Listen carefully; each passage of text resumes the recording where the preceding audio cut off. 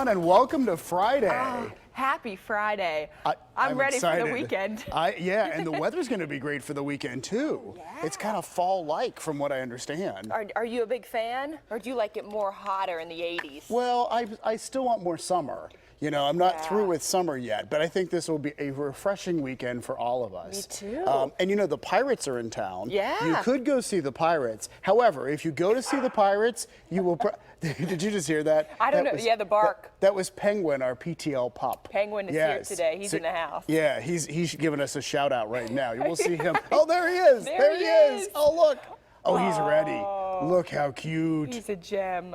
All right, we're gonna visit with Penguin a little bit more later on. But we were talking about if you go to the ballpark, you go to see the Pirates, you are unlikely to see what some folks did see. I think this was earlier this week. Yeah, so this was hysterical. This is a White Sox Twins game where a squirrel got into the action.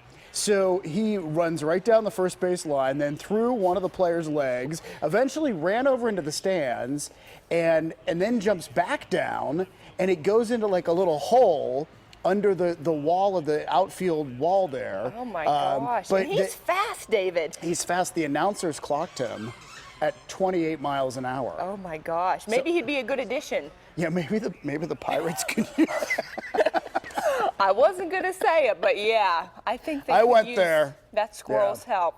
Perhaps. And if you're going somewhere this weekend and traveling by air, this is a story that may interest you because, you know, all of us have to go through TSA now. Well, the TSA at Pittsburgh International Airport later today is going to show all the things that they confiscate over the years. And there have been, just in general, there have been some wild things confiscated at various airports. Some of it's scary, some of it's just plain wacky that people try to carry in their carry-on bags. One person had a live snake. A live snake? Who would try to take a live snake on a plane? I don't know. No, snakes on a plane. Snakes on a Someone had an plane. idea. Someone had a grenade that looked like a perfume bottle, Oh my a Freddy gosh. Krueger glove. A hatchet? A hatchet. Oh my I mean, clearly you should not take a hatchet on a plane. know. But anyhow, the TSA later today is going to show folks all of that so that we can show it to you and people can get a better lesson as to what they can and cannot bring. on a Yeah, plane. and that's pretty cool, though. I would be really interested to see all of the unique items that people do try and sneak on. We're going to have it for you on the Yeah. news later today, so watch for it. All right, so this weekend is the 80th anniversary of The Wizard of Oz, the movie coming out. So this was just adorable. We wanted to show you pictures from, this is West Penn Hospital, so they dressed up Oh my some of the gosh. babies. They're all in the characters. They're all in the characters. We have little cute baby Jack. Jack is the scarecrow.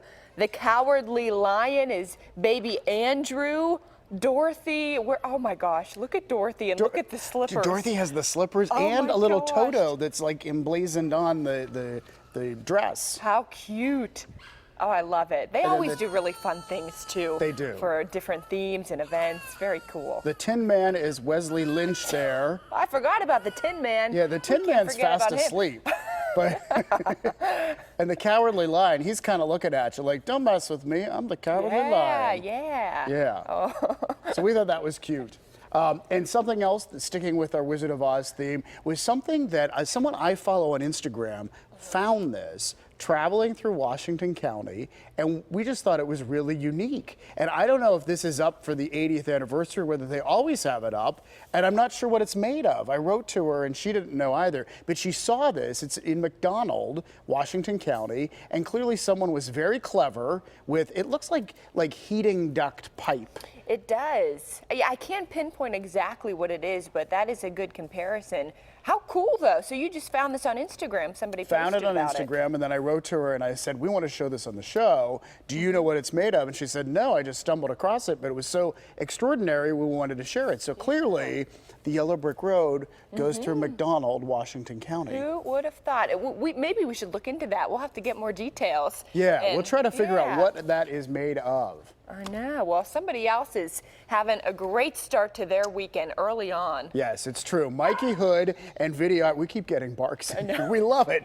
Mikey Hood and PTL videographer Jeff Roop, they are live in Erie today where the Tall Ships Erie Festival is under sail. It is a 3-day maritime celebration that commemorates the Lake Erie Battle of 1813 and showcases more than a dozen tall ships. The parade of sails kicked off the celebration last night, and Mikey, you got to see this spectacular sight. How was it?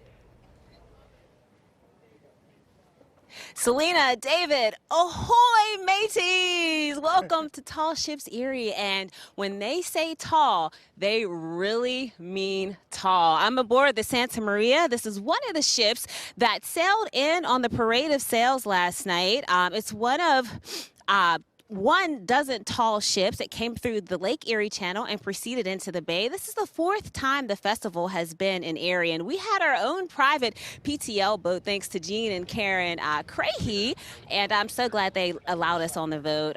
There's 12 vessels. They had 4 separate docking areas, and there were thousands of people that gathered to watch the parade, and this is the only time that you'll see the ships sail all at once into the docks, and the vessels, they were in their full sailing glory. The wind was blowing through the sails. It almost seemed like the vessels were dancing on the lake, and they looked so tiny far away, but the closer that you got, the closer that they got, you really saw how massive the ships are. And as I said, I'm standing on the Santa Maria right now. I'm on board, and I'm with Angel Rosa, who is the project manager on the Santa Maria. Angel, how are you this morning? Hi, good morning. I'm very well, thank you. How are you doing? I'm good. Where are you from? I'm from Spain, southwest Spain, Sevilla, a lovely city.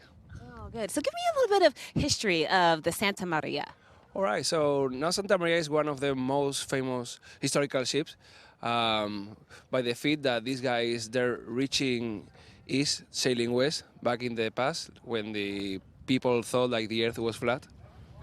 When they thought the earth was flat. Many people these days also think about that, but I think no doubt, no? Okay. And so where are we standing right now?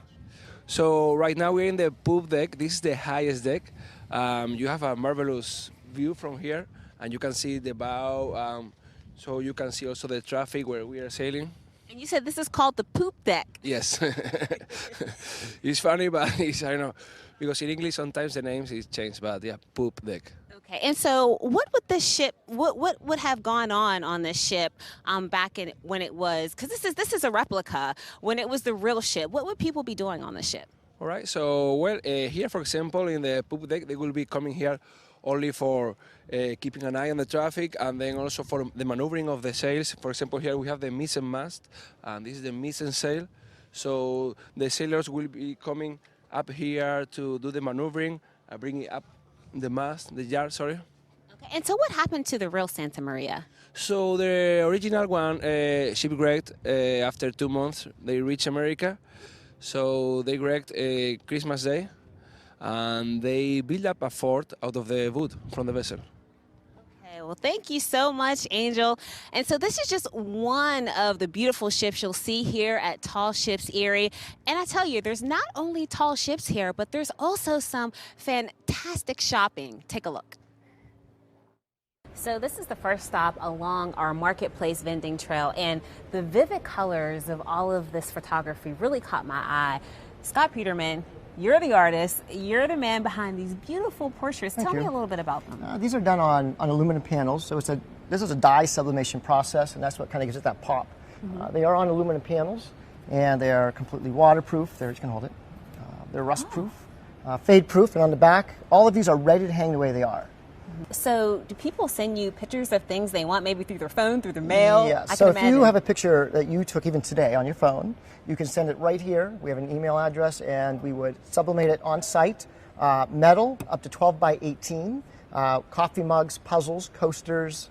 We have cutting boards, just a mix of everything. And it can be one of your pictures. It can be one that you see here that you would rather have on something. So there's a lot of options.